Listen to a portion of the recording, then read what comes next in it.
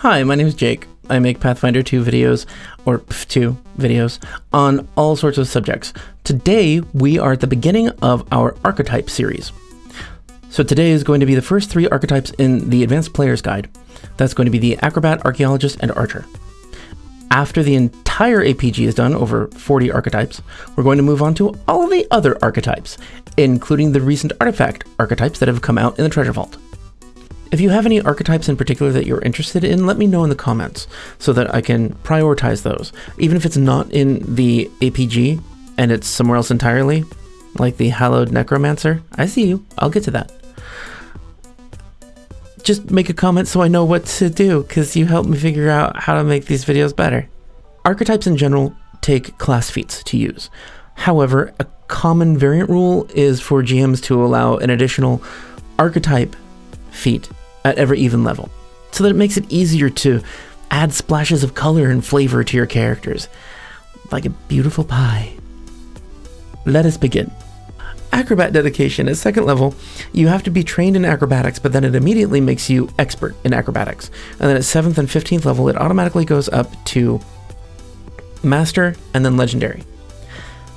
That's really cool because this gives you 3 additional skill boosts, and those are hard to come by. Also with the dedication, if you critically succeed at a tumble through check to move through an enemy's space, you don't count that enemy's space as difficult terrain anymore. So you can move through it at your full movement rate. Really cool, useful. I've had players that just like only tumble through. Like they're walking through a forest. I'm gonna tumble through what? The road? Okay, fine. So you do flips the whole way there. All right. At 4th level, you get Contortionist. Contortionist gives you the quick squeeze skill feat that allows you to move faster through tight spaces. So normally when you're trying to do so, it is 1 minute for every 5 feet, or on a critical success of your acrobatics check, it is 1 minute per 10 feet. With this ability, the quick squeeze skill feat, hard to say, I don't know why. All of those movements and results are per round instead of per minute. So it's a lot faster. And if you become master in acrobatics, then you move through it at your normal movement rate, which is just weird. Like moving through little cracks in alleyways at your full movement rate. How's that work? I'll just break my ankles. Also, when you take Contortionist, if you succeed at an escape check using acrobatics to get out of a creature's grasp, then the next attack that you take on that creature before the end of your next turn, they're considered flat-footed. So you essentially get +2 to hit them. And if you're a rogue, you sneak attack them in the face. Or gut or throat or hamstring, whatever. At level 6, you get Dodge Away. It's a reaction. If an enemy is trying to hit you, you add +1 to your AC by dexterously moving out of the way. And if they miss you, you can immediately make a 5-foot step after the attack is resolved. At Master Proficiency in Acrobatics, that goes up to 10 feet. That's awesome. That's just handy. More movement to get away from your enemies. Because if you're focusing on acrobatics, you don't have a huge strength and probably not a huge con. So yes, avoiding attacks, good. At level 7, you get the skill feat, Graceful Leaper. I love this, but I gotta say, I think it should be part of the core rules. If you choose, you can roll acrobatics instead of athletics for any jump check. I kind of think that just makes sense in general that you could do that, because instead of using your strength, you're really good at being flexible and knowing how your body moves. So you swiftly do so instead of like hulking hurler do it. Like I picture a barbarian trying to leap a gap and they just go, and if it's an acrobat or somebody using dexterity, then it would be more like they take a running start and they like do flips all the way there and then leap at the very end. It's gymnastics. Like, can't you just do that? Well, I guess you're not always trained in gymnastics in the real world, so. Okay, so I see the point of Graceful Leaper. It's a cool ability, either way. It's easier to make your jumps. Tumbling Strike is a way to get more out of your action economy in combat. So you use one action, and you tumble through an adjacent creature space. You end up on the other side of them, and you get a free attack. So it's like moving 10-ish feet, and depending on the size of the creature, and then you get a free attack for one action. If you critically succeed on the acrobatics check to get through their square, then they are also flat-footed against the attack, so it's easier to hit them. or sneak attack them. Obviously, I think this class is meant for rogues. Tumbling Opportunist just turns Tumbling Strike up to 11. So you move through an enemy square, you come up on the other side, stab them, and then trip them. That's awesome! 3 actions for the price of 1. And a free action. Still, it's a lot more you can do in combat. It's great. Overall, the Acrobat is awesome.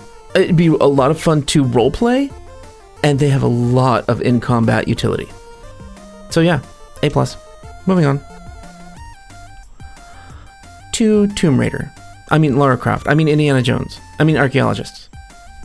Archaeologists. I always get that wrong. That's what they are. So you'll see at the beginning of the Archaeologist entry before the dedication feat, there are additional feats that you get access to with this archetype that are from other classes. Usually you get them with an archetype at later levels than other classes, but this is pretty common in archetypes. Not all of them have them. The Acrobat didn't, but the Archaeologist does, and several others do. We'll see the Archer in a moment does as well. And so for the Archaeologist, the additional feats are Trap Finder and Delay Trap. So obviously, Archaeologist, traps, they're going Indiana Jones. Moving on to the Archaeologist dedication at level 2. It requires that you are trained in Perception, Society, and Thievery, but then you immediately get upgraded on your Society and Thievery to Expert level. So that's cool, and you can also gain a +1 bonus to any Recall Knowledge check used to recall information about a... how do they word it? An ancient history, peoples, and cultures. So that can relate to buildings, to people that walked through this area before, through... it's going to be useful in almost any adventure, because there's always ruins somewhere in the adventure. Under the ocean, in a lava flow, underground, in the sky. Cloud giant ruins. That would be fun. Okay, moving on. At level 4, Magical Scholastics, and this is where we get some crappy abilities. Detect Magic, Guidance, and Read Aura. You can cast them as occult innate cantrips. They're useful a bit, but like Detect Magic is the only one out of there that is extremely useful frequently. And frankly, I think they should have given it to them that they can have it active at all times, just passively. Anyway, it's a little bit of utility. Guidance you can use occasionally to protect your buddy in combat or yourself a little bit. Read Aura is probably the most useful out of all of these, even though I love Detect Magic. Moving on. The other level 4 feat option is Settlement Scholastics. This allows you to specialize in a specific settlement that you visited. Or never visited. You could have just researched it the whole time. This will depend really strongly upon your GM.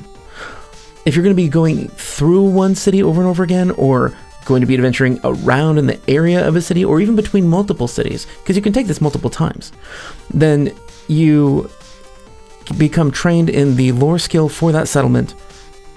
And also, if there is a language that is prominent in that city that you don't have, as long as it's uncommon or common, you can learn that language for free as well. Settlement Scholastics is mostly useful for role-playing. I can see an NPC taking this. In fact, this whole class would work really well for an NPC, guiding people through traps and obstacles. Scholastic Identification at level 7 is a skill feat that allows you to use your Society skill to decipher writing of any kind. It can even be magical sigils.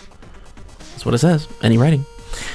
And also, you can use Society to identify magic items when examining a magic item or location with cultural significance.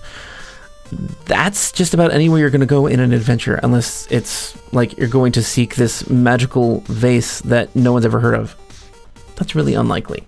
Usually adventures start with a lore or a legend about something, and so you're probably going to be able to use this in every adventure. However, it might not even be necessary, because you might have somebody else that identifies magic items.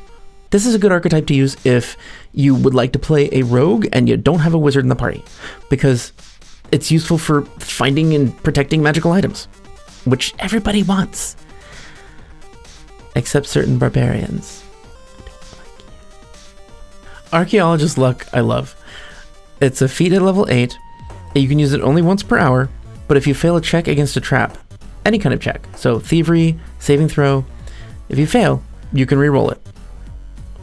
This is like barely getting out of the way in the nick of time of a boulder, so it just rolls over your hat instead of you. Yeah, obviously. Tomb Raider, Indiana Jones. Yeah, okay. At level 10, you get Greater Magical Scholastics. It's just an expansion of your dabbling into magic. It's mostly just to protect items. So you can use Augury, Locate, and Non-Detection as occult innate spells once per day each.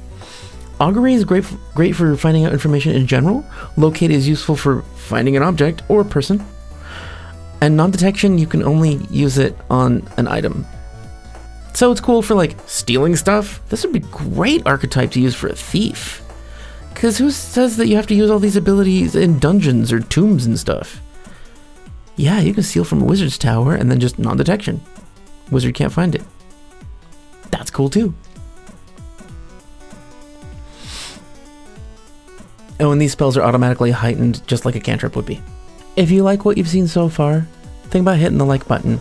It helps it go on to more people so that it gets to the people who need to see it. And we also have a Patreon if you want to find some other way to support us. That would be very helpful too. Help us grow bigger. Thank you. Moving on to Archer. The Archer gets a slew of optional feats. Assisting shot, point blank shot, double shot, parting shot, running reload, triple shot, mobile shot stance, and multi-shot stance. So they're just masters of bows and crossbows and bow-like things. So level 2, you get the Archer Dedication feat. You become trained in all simple and martial weapons in the bow weapon group. Whenever you gain a class feature that increases your proficiency in any weapon, this also goes up.